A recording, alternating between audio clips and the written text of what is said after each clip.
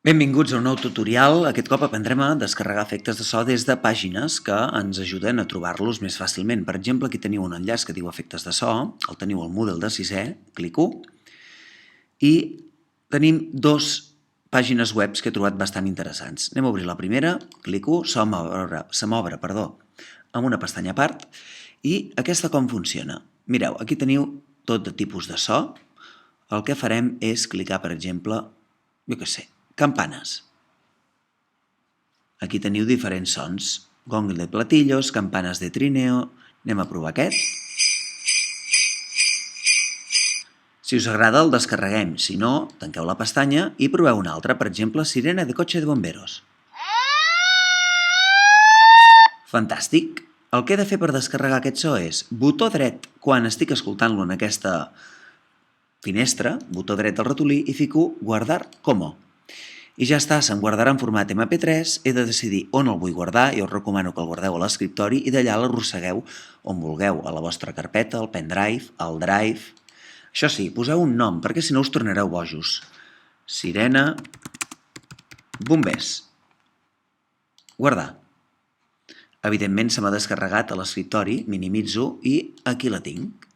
Doble clic.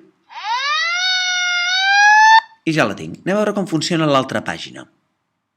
Aquesta puc tancar. Recordeu que aquí teniu tot el que és el menú per triar diferents tipus de so. L'altra pàgina que vaig trobar, efectes de so 2, també s'obrirà amb una pestanya a part. Aquí teniu, és més pensada per produccions de ràdio. Per exemple, teniu frases ja de programes fets, frases musicals, trossos de petites músiques que poden ajudar-vos a fer, jo que sé, anuncis radiofònics, etc. El que vulgueu. La qüestió és que heu d'anar provant. Per exemple, frases informatives. Amb micròfon o amb música i micròfon. Anem a provar només amb micròfon. Doncs provem aquest. Clicant aquí. I ara, escuchar. Actualidad. Ja està. Que no us agrada? Tirem enrere. I anem a provar, per exemple, jingles genèricos. Per exemple, aquest. Escuchar. Desde tu radio.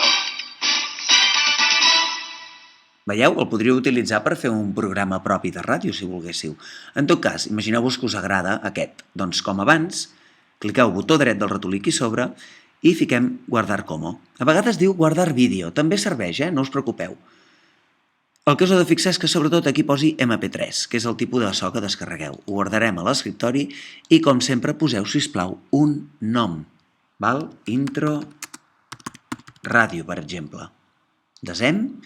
I si ho hem fet bé, com sempre, va parar a l'escriptori. Ja tenim dos efectes de so. Desde tu radio.